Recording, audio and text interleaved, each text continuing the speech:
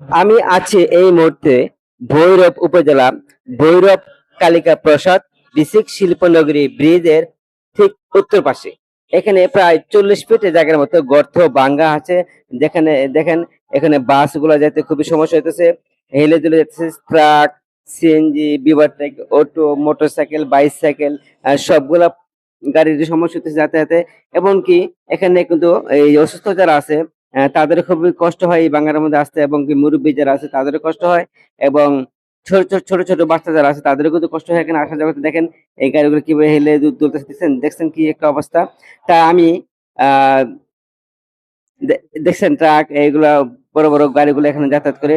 এটা হচ্ছে ভৈরব কিশোরগঞ্জ হাই রোডে।